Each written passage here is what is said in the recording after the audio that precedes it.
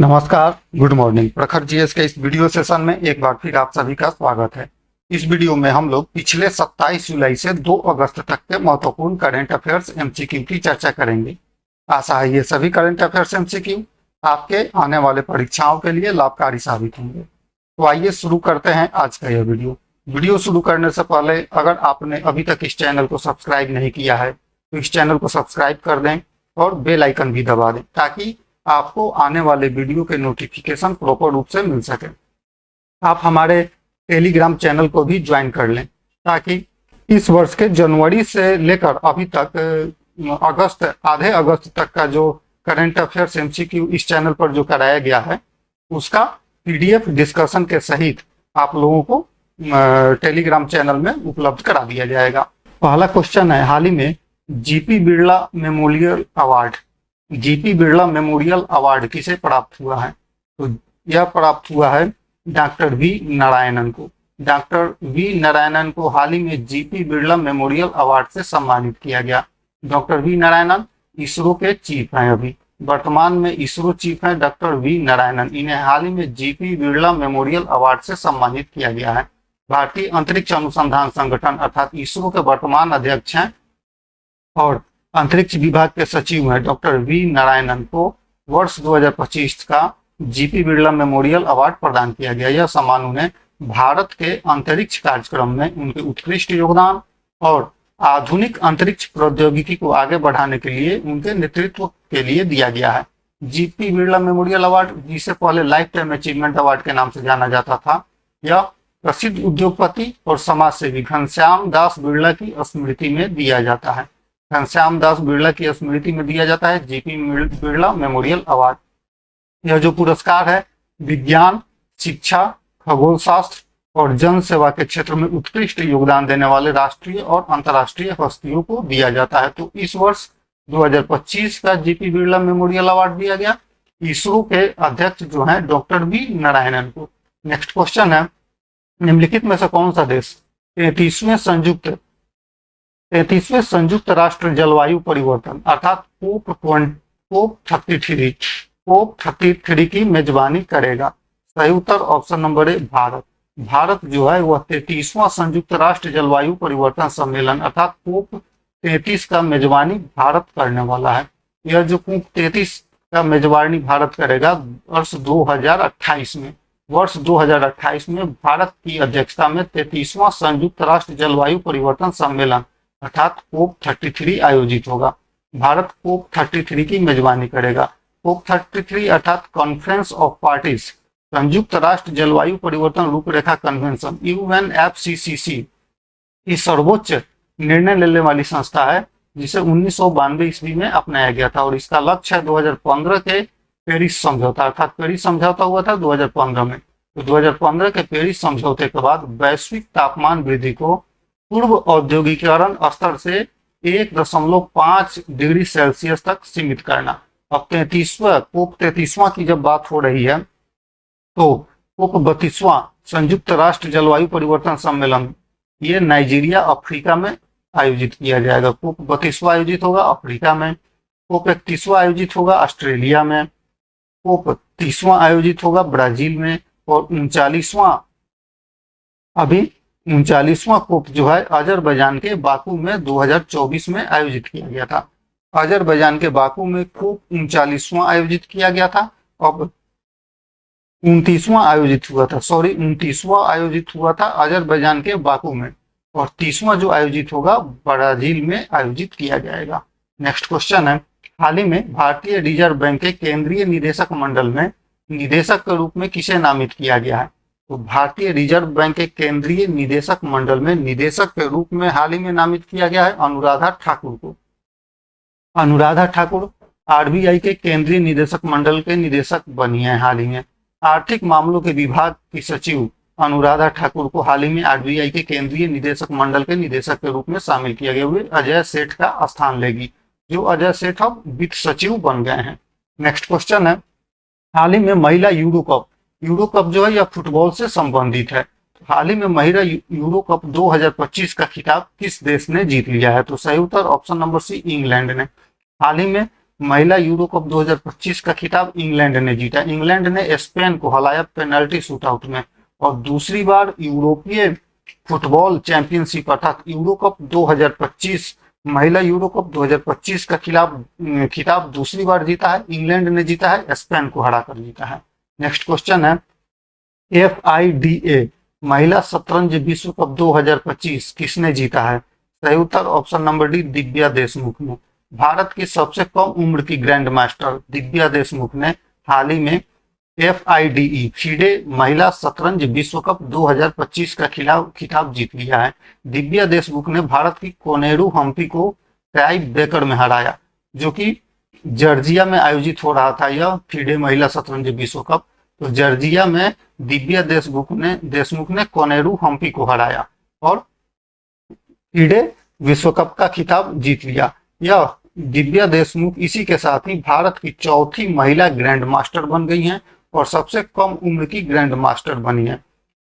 तो महिला देशमुख जो FIDE वर्ल्ड कप की विजेता रही और उप विजेता रही भारत की ही कोनेरू हम्पी। अभी तक भारत की 4 महिला जो है ये ग्रैंड मास्टर बन चुकी हैं, इनमें सबसे पहले कोनेरू हम्पी का ही नाम आता है। तो कोनेरू हम्पी को महिला देशमुख ने हराया था और 2 अन्य ग्रैंड मास्टर हैं, हरिका द्रोणावली और R वैशाली। नेक्स्ट क्वेश्चन है, हाल ही में किस ऑपरेशन के तहत जम्मू कश्मीर के पहलगाम में आतंकी हमला करने वाले को दाचीगाम नेशनल पार्क के पास सुरक्षा बलों ने मार दिया? तो दाचीगाम नेशनल पार्क कहाँ स्थित है? जम्मू कश्मीर में स्थित है। दाचीगाम नेशनल पार्क कहाँ स्थित है? जम्मू कश्मीर में स्थित है। जम्मू कश्मीर में पहलगाम में आतंकवादी हमला हुआ था कुछ महीनों पहले। तो उस आतंकवादी हमला में जो हमलावर थे उन्हें दाचीग्राम नेशनल पार्क के पास सुरक्षा बलों ने मार दिया है और उस ऑपरेशन को नाम दिया गया है ऑपरेशन महादेव।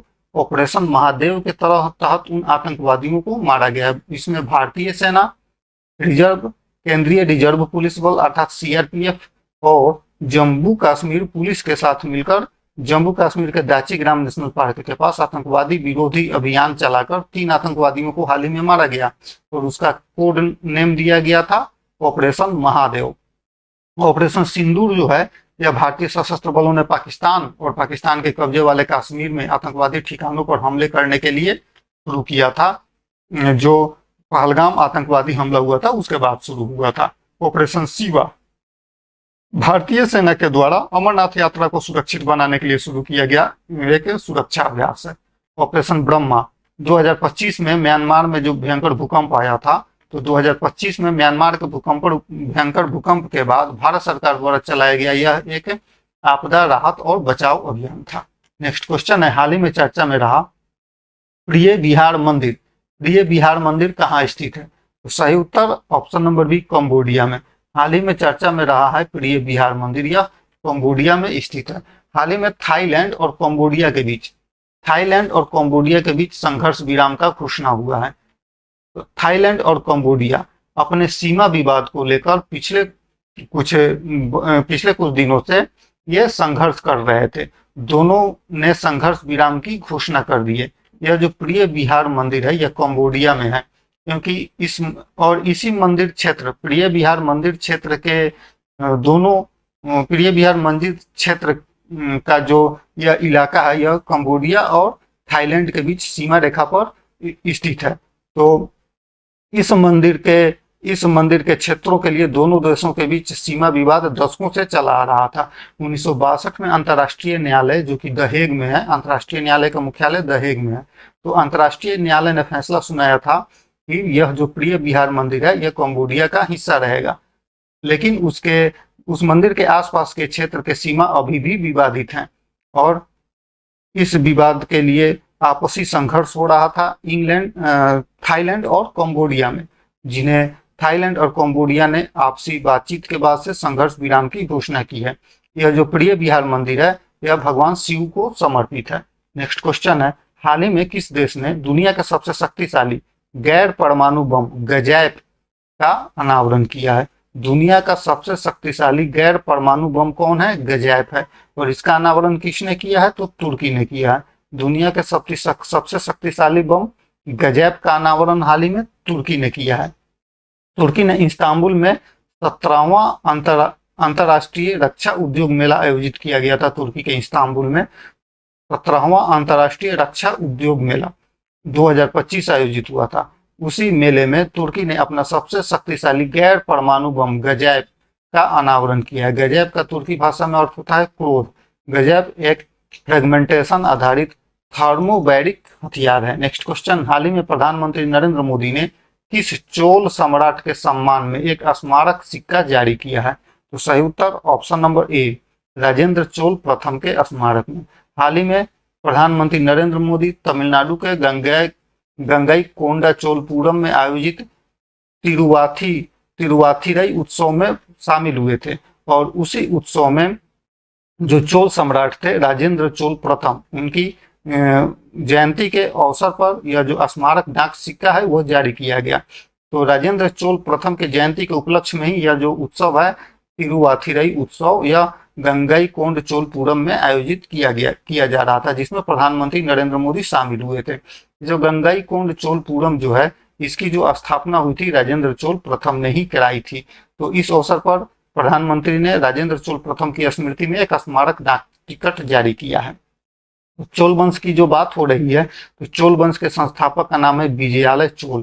चोल वंश के संस्थापक कौन है? विजयालय चोल हैं। राजेंद्र प्रथम जो थे ये राजराज प्रथम, जो चोल शासक थे राजराज प्रथम, उनके पुत्र थे राजेंद्र प्रथम।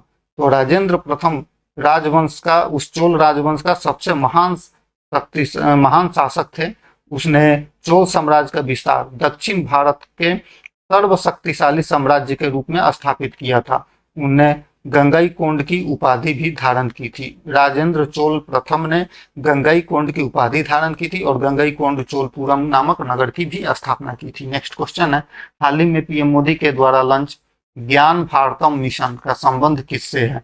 हाल ही में प्रधानमंत्री नरेंद्र मोदी ने ज्ञान भारतम मिशन लॉन्च किया है। यह जो ज्ञान भारतम मिशन है यह प्राचीन पांडुलिपियों को डिजिटल बनाने के लिए लॉन्च किया गया है। प्राचीन पांडुलिपियों को डिजिटल बनाने के लिए लॉन्च किया गया है ज्ञान भारतम मिशन। यह प्राचीन पांडुलिपियों के डिजिटलीकरण और संरक्षण के उद्देश्य से भारत सरकार की एक महत्वाकांक्षी पहल ज्ञान भारतम मिशन की घोषणा प्रधानमंत्री नरेंद्र मोदी ने की है।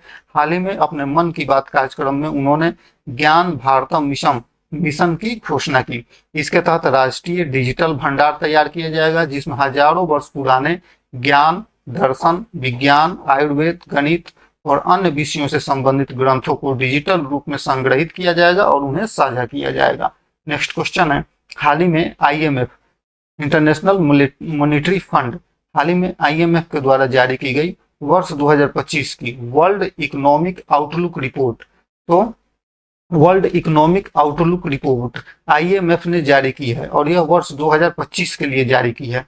तो इस रिपोर्ट के अनुसार वर्ष 2025 के लिए भारत का जो आर्थिक वृद्धि दर है इसका अनुमान IMF ने लगाया है कितना? तो 6.4% अनुमान लगाया है IMF ने वर्ष 2025 के लिए भारत के आर्थिक विकास का दर। तो IMF ने जो वर्ष 2025 का वर्ल्ड इकोनॉमिक आउटलुक रिपोर्ट 2025 जारी किया है उसके अनुसार IMF ने वर्ष 2025 और 2026 के लिए आर्थिक वृद्धि दर का पूर्वानुमान लगाया है। तो इस भारत के आर्थिक वृद्धि दर के पूर्वानुमान के लिए IMF ने 6.4% पूर्वानुमान लगाया है। जो अप्रैल में IMF ने एक पूर्वानुमान जारी किया था उसमें 6.2% का पूर्वानुमान लगाया था जिसे बढ़ाकर अब 6.4% कर दिया है। यह संशोधित अनुमान जो है एक बार फिर भारत को दुनिया की सबसे तेजी से बढ़ती हुई प्रमुख अर्थव्यवस्था के रूप में स्थापित कर रहा है। हाल ही में आप लोग जब अभी देख रहे हैं भारत और ज्यादातर अमेरिका के द्वारा जो टैरिफ वार चल रहा है उस टैरिफ वार में अमेरिका ने भारत को, पाकिस्तान के साथ अमेरिका ने व्यापार समझौता किया और उसके बाद से भारत और रशिया को एक मृत अर्थव्यवस्था के रूप में डोनाल्ड ट्रंप ने घोषित किया है। डोनाल्ड ट्रंप रूस और भारत की अर्थव्यवस्था को मृत अर्थव्यवस्था के रूप में कह रहे हैं। तो देखते हैं उनके इस घोषणा के 2-3 दिन पहले ही IMF ने अपना आर्थिक जो पूर्वानुमान है IMF का वो जारी किया था। उसके अनुसार वैश्विक अर्थव्यवस्था 2025 में 3% के दर से बढ़ सकती है और 2026 में यह दर हो जाएगा 3.1%। चीन का जो वृद्धि दर है वर्ष 2025 में 4.8% है और 2026 में हो जाएगा 4.2%। अर्थात 25 से 26 जाते जाते चीन की अर्थव्यवस्था का जो आर्थिक विकास दर है वो घटेगा। वैश्विक अर्थव्यवस्था थोड़ा सा बढ़ रहा है। संयुक्त राज्य अमेरिका, जो कि डोनाल्ड ट्रंप जो ख्याली पुलाव बना रहे हैं और एक प्रेशर जो क्रिएट कर रहे हैं भारत पर, तो संयुक्त राज्य अमेरिका जो वर्ष 2025 में उनका आर्थिक विकास दर जो रहने वाला है 1.9% रहने वाला है आईएमएफ के अनुसार, और 2026 में 2% का वृद्धि दर रहने वाला है। जबकि भारत का जो वृद्धि दर है 2025 और 2026 में दोनों वर्षों के लिए आईएमएफ ने 6.4% लगाया है। तो आप समझ सकते हैं कि कहाँ की अर्थव्यवस्था मृत है। नेक्स्ट क्वेश्चन है, हाल ही में भारतीय पुरुष फुटबॉल टीम के मुख्य कोच किसे नियुक्त किया गया है? तो हाल ही में भारतीय पुरुष फुटबॉल टीम का जो कोच है वो खालिद जामिल को बनाया गया है। खालिद जामिल अब भारतीय पुरुष फुटबॉल टीम के मुख्य कोच नियुक्त किए गए हैं। नेक्स्ट क्वेश्चन है, किस संगठन ने 2030 तक सभी के लिए सस्ती नेत्र देखभाल प्रदान करने के लिए वैश्विक पहल शुरू की है? Global aspects 2030। किस संगठन ने ग्लोबल एस्पेक्ट्स 2030 शुरू की है? यह जो पहल है यह सस्ती नेत्र देखभाल अर्थात आंखों के सस्ते देखभाल के लिए यह पहल शुरू की गई है और यह वैश्विक पहल है ग्लोबल एस्पेक्ट्स 2030 और यह शुरू किया है विश्व स्वास्थ्य संगठन अर्थात WHO ने, विश्व स्वास्थ्य संगठन ने शुरू किया है। वर्ष 2030 तक सभी के लिए किफायती नेत्र देखभाल सुनिश्चित करने के लिए एक वैश्विक पहल शुरू किया है ग्लोबल एस्पेक्ट्स 2030। यह पहल जो है 5 प्रमुख कार्य क्षेत्रों पर केंद्रित है: सेवा, कार्मिक, शिक्षा, लागत और निगरानी। नेक्स्ट क्वेश्चन है, भारत के पहले हाइड्रोजन चालित कोच का सफल परीक्षण कहाँ किया गया? सही उत्तर ऑप्शन नंबर ए, चेन्नई में किया गया है। भारत के पहले हाइड्रोजन चालित कोच का परीक्षण किया गया है चेन्नई में। हाल ही में भारतीय रेलवे ने चेन्नई में जो इंटीग्रेटेड कोच फैक्ट्री है, इंटीग्रल कोच फैक्ट्री जो चेन्नई में है भारतीय रेलवे का, उसी कोच फैक्ट्री में भारत के पहले हाइड्रोजन चालित कोच का सफलतापूर्वक परीक्षण किया गया है। यह स्वच्छ और हरित परिवहन की दिशा में भारत के बदलाव में एक महत्वपूर्ण कदम है। परीक्षण किया गया कोच 12,000 हॉर्स पावर का उसका इंजन होगा का एक हाइड्रोजन ट्रेन का विकास किया गया है। नेक्स्ट क्वेश्चन है, स्पर्श जो कि पेंशन प्रशासन रक्षा प्रणाली से संबंधित है। स्पर्श योजना जो कि पेंशन प्रशासन रक्षा प्रणाली से संबंधित है, किस मंत्रालय की एक पहल है? तो सही उत्तर ऑप्शन नंबर सी, रक्षा मंत्रालय की। रक्षा मंत्रालय की पहल है स्पर्श योजना। रक्षा मंत्रालय की पहल है स्पर्श योजना। स्पर्श भारत सरकार के रक्षा मंत्रालय के द्वारा शुरू की गई एक वेब आधारित पेंशन प्रणाली है। इसका उद्देश्य है नौसेना, सेना और वायुसेना और रक्षा असैन्य कर्मियों के लिए पेंशन स्वीकृति और संवितरण का प्रबंधन करना। यह प्रणाली रक्षा लेखा विभाग द्वारा प्रयागराज स्थित प्रधान रक्षा लेखा नियंत्रण के माध्यम से संचालित की जाती है। नेक्स्ट क्वेश्चन है, रक्षा कर्मियों और उसके परिवार के लिए कानूनी सहायता को मजबूत करने के लिए किस संस्थान ने वीर परिवार सहायता योजना शुरू की है? किस संस्थान ने वीर परिवार सहायता योजना शुरू की है? तो वीर परिवार सहायता योजना शुरू की है नालसा ने। राष्ट्रीय विधिक सेवा प्राधिकरण अर्थात नालसा ने वीर परिवार सहायता योजना शुरू की है। इस वीर परिवार सहायता योजना के तहत रक्षा कर्मियों और उनके परिवारों के लिए कानूनी सहायता को मजबूती से प्रदान किया जाएगा।